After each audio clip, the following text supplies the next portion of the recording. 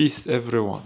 I hope you are fine. اليوم بغيت نهضر على واحد الإحساس اللي كلنا كنحسو به، ولكن قليل بزاف اللي تيعترف به. داك الشعور الصغير اللي كتحس به ملي كتشوف شي واحد ناجح في حياته، شي واحد واصل شي حوايج اللي انت كطمح ليهم، شي واحد فرحان بحياته. الشعور اللي صعيب شويه وكيخليك تحس بالضعف والغيره، ولكن اللي خصك تعرف هو انه جزء من الطبيعه البشريه. فاليوم غادي نهضروا على الحسد.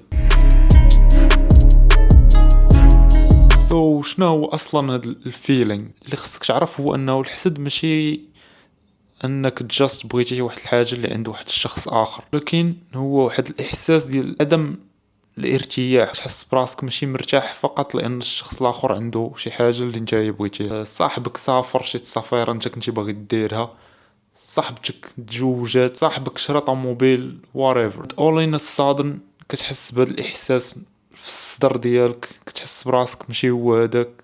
هذا هو الحسد. واحد الحاجه اللي مهمه خصنا نفرقوا ما بين الحسد وما بين الغيره. الغيره هو انك شي حاجه عندك خايف تمشي لك، والمنبع ديالها هو الخوف. بينما الحسد فهو شي حاجه عند الناس الاخرين وانت ما بغيهاش تكون عندهم، والمنبع ديالو فهو النقص.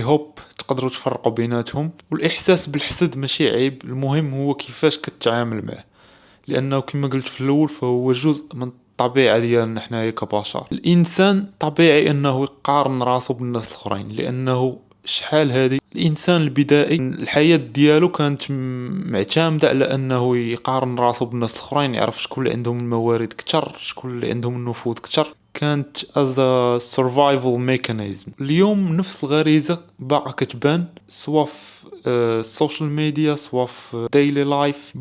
المشكلة كما قلت ماشي هو الحسد، المشكلة هو انه متخليهش يتحكم لك في الافكار ديالك وفي الافعال ديالك. روبرت جرين في الكتاب ديالو Laws of Human Nature، قوانين الطبيعة البشرية، كيهضر على جوج الانواع ديال الحسد، اكتيف وباسيف. كلنا كنعرفوا داك بنادم اللي يقدر ياتاكيك just because you have something هو ما عندوش، يقدر يطيح منك، يقدر غير بالضحك يبقى يقلل منك، وهذا كيتعتبر اكتيف انفي. بالنسبه للباسيف، الانسان اللي عنده هذا النوع هذا ديال الحسد كيكون ما كيبينش، جنرالي سبيكين كيكون مكالمي، كيكون كيخلي داك الشيء عنده لداخل، ولكن تقدر تعرف بانه كيعاني من هذا النوع هذا ديال الحسد لانه كيحس بالنقص قدامك، ديما نيجاتيف، يكون ديما متردد. مثلا كتسولو كيفاش جاتني هاد اللبسه، كيقول لك مزيانه، ولكن خديتي مثلا هاد التريكو هذا في اللون الكحل غادي يكون حسن. تحس بواحد البرود في عينيه وفي كيفاش كيتعامل معك. وهذا النوع هذا من اخطر الانواع اللي خصك ترد بالك منه، لانه اللي عنده اكتيف انفي كيكون باين لك، كدير منه اتونسيون. وهذا النوع هذا يقدر يكون عايش معاك، يقدر يكون كيتعامل معاك عادي، ولكن في الداخل ديالو كاينه واحد الانرجي اللي خايبه واللي يقدر يأذيك بها. الا عرفنا هاد جوج الانواع ديال الحسد اللي كاينه، غادي نقدروا نفهموا كيفاش نتعاملوا مع الناس الاخرين. و the most important هي كيفاش نتعاملوا حنايا مع الحسد ديالنا، لانه الحسد يقدر يدمر الانسان، كيخرج لك على الثقه في النفس ديالك. كاين اللي يدمر اسر بهذا الحسد هذا، كيضيع لك الانرجي ديالك، ما كيخليكش مركز، خلق صراعات مع الناس الاخرين، النفسيه ديالك ما كتبقاش مزيان. والغريب هو انه بعض الناس عندهم عادي انهم كيحسوا هكا، وعمرو سول راسو علاش انا كنحس بحال هكا. اول حاجه هي تعترف بانك انت كتحس هذا الاحساس هذا، لانه هو اول خطوه باش تعرف كيفاش تتعامل مع هذا الباد انرجي. كيفاش نقدروا نتعاملوا مع هاد الفيلينغز ديال الحسد؟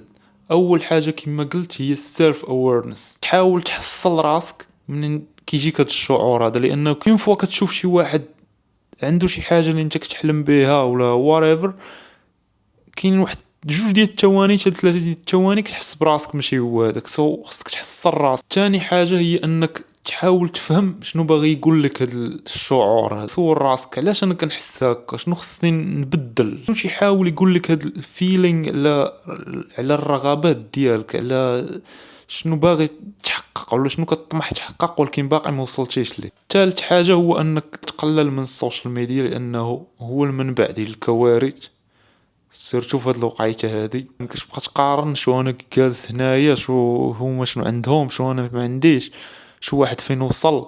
فهم بانه في هذه الحياة اي حاجة عندها الجود سايد والباد سايد. هذاك خاين اللي نتايا تتقارن راسك به يقدر يكون عنده حياة ميزربل، نتايا تقدر تكون الحياة ديالك احسن منه، ولكن لسوء الحظ كنبقاو نديوها على انه كيبان لينا وكنساو الحقيقة وراء داكشي. رابع حاجة هو انك تحاول تلقى شي حاجة اللي غادي تفرغ فيها هاد الانرجي، بيكوز اوكي انت حسيتي بهذا الشعور، كنتي واعي وسولتي راسك علاش كنحس هكا، خصك واحد القناة تو تشانل، واحد القناة اللي تخرج فيها هاد الانرجي whatever، الخدمة، السبور، الرسم، شو نتايا شنو تيعجبك. لاست thing هو انك تحمد الله وتشكره على هاد الحياة هادي اللي عندك، لانه صراحة we take things for granted، ولينا شي حوايج عندنا ما كنتسوقوش لهم كأنهم مسلمات. عندك عينين، عندك يدين، تقدر تمشى، so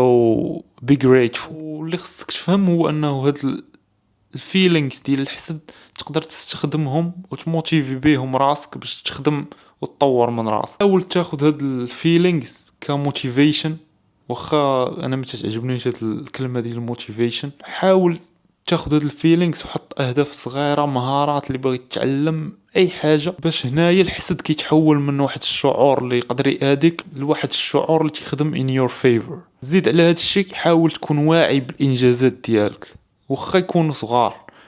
اي واحد فينا عنده انجازات، تقدر تكون نجحتي في الباك، برتي في واحد الانفايرمنت اللي خايب وما تبليتيش، اي واحد فينا عنده انجازات واي واحد فينا عنده طريق، وخاصك تركز على الطريق ديالك. هنا الحسد كيولي اداة لتطوير الذات ماشي شعور كيدمر.